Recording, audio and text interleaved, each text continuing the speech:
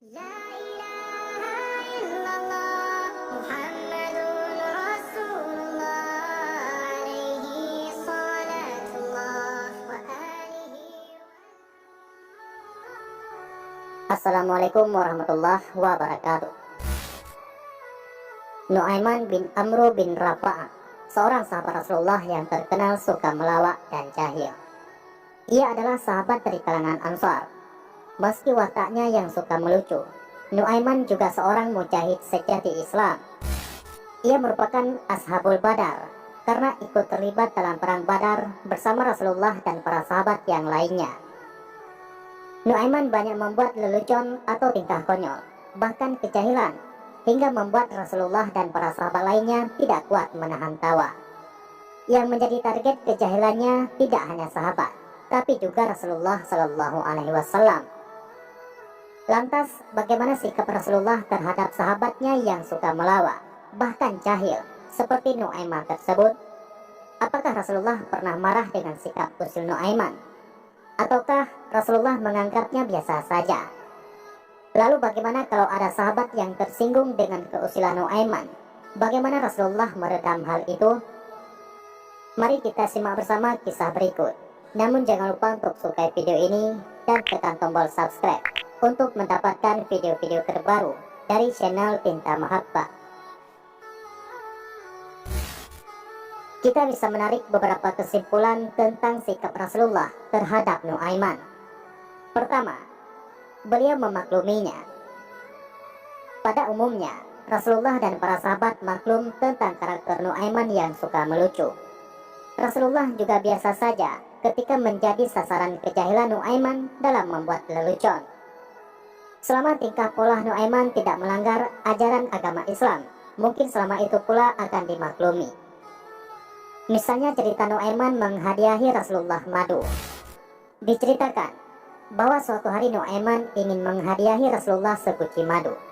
Namun karena ia tidak memiliki uang, maka akhirnya Nu'aiman menyuruh penjual madu untuk menghantarkan madunya kepada Rasulullah sebagai hadiah kepada Rasulullah Shallallahu Alaihi Wasallam. Nanti kamu minta juga uang harganya, kata Nu'aiman kepada penjual madu. Saat bertemu Rasulullah, penjual madu tersebut mengatakan sebagaimana yang diminta Nu'aiman. Rasulullah memberikan sejumlah uang kepada penjual madu itu. Jadilah Rasulullah mendapatkan hadiah madu sekaligus tagihan harganya.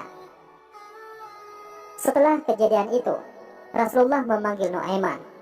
Beliau menanyakan mengapa Nu'aiman melakukan hal itu.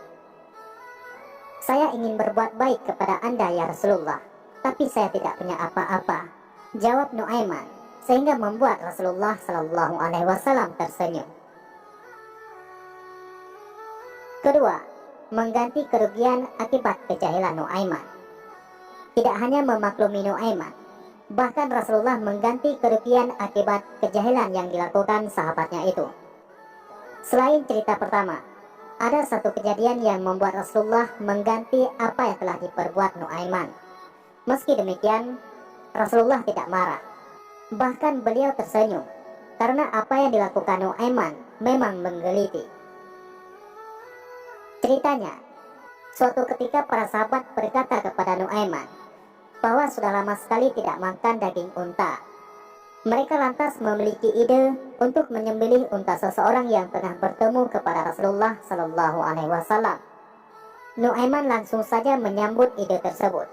Unta tamu Rasulullah tersebut akhirnya jadi disembelih oleh Nu'aiman. Tamu Rasulullah yang mengetahui untanya disembelih tersebut langsung mengadu kepada Rasulullah. Setelah ditanya, para sahabat yang memiliki ide makan daging unta tersebut menjawab bahwa yang melakukan itu adalah Nu'aiman. Salah seorang dari mereka lalu menunjukkan kepada Rasulullah dan tamunya tempat persembunyian Nu'aiman. Saat ditanya Rasulullah mengapa melakukan itu, jawaban Nu'aiman malah membuat Rasulullah Shallallahu Alaihi Wasallam tersenyum. Tanyakan saja kepada orang yang menunjukkan kepadamu tempat persembunyianku, jawab Nu'aiman. Rasulullah lalu memberikan ganti rugi kepada pemilik unta tersebut dengan jumlah yang lebih daripada cukup.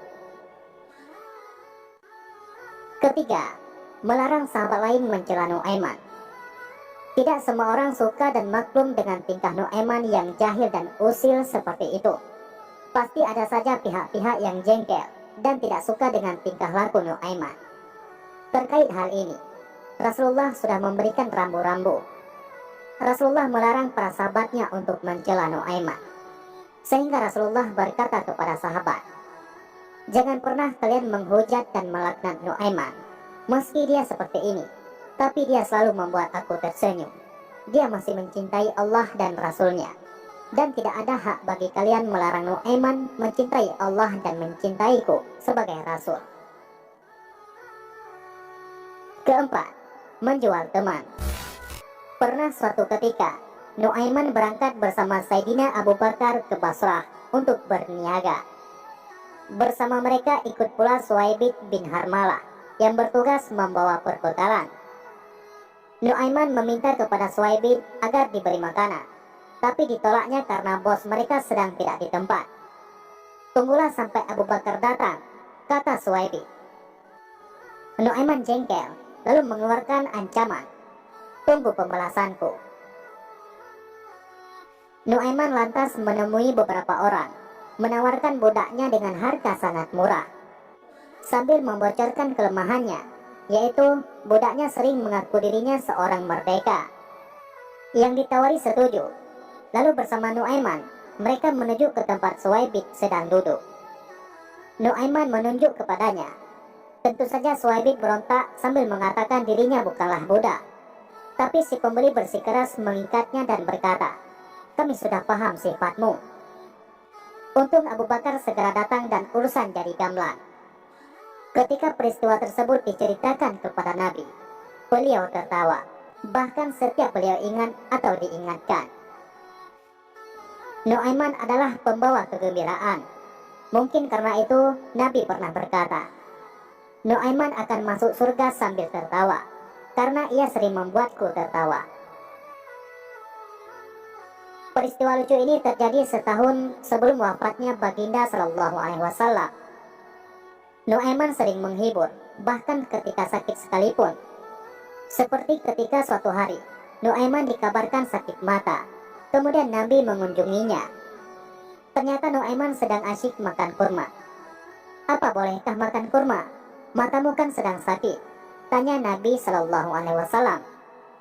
Dengan santai, Nuaiman menjawab, "Saya mengunyah dari arah mata yang tidak sakit, ya Nabi."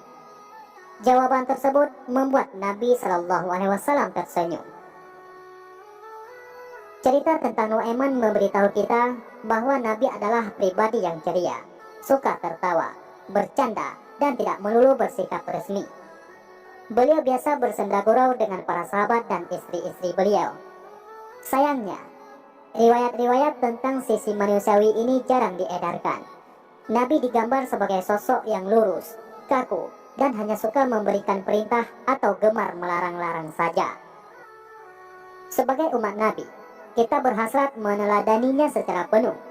Kita meninggalkan sesuatu yang dibenci Nabi dan berusaha menyukai apa saja yang beliau senangi. Tapi kita sering melupakan sikap lapang dada dan humorisnya. Jadilah kita sedikit-sedikit merasa dihina, dilecehkan, lalu murka. Senyum dan tawa tidak hanya membuat jiwa menjadi cerah dan perasaan lega, ia juga mengembalikan kita sebagai manusia. Cuma manusia yang bisa melakukannya. Dan kita sudah rasakan, hari-hari ini, kebahagiaan dan keceriaan makin mahal harganya. Wallahu a'lam bishawab. Mudah-mudahan bermanfaat. Assalamualaikum.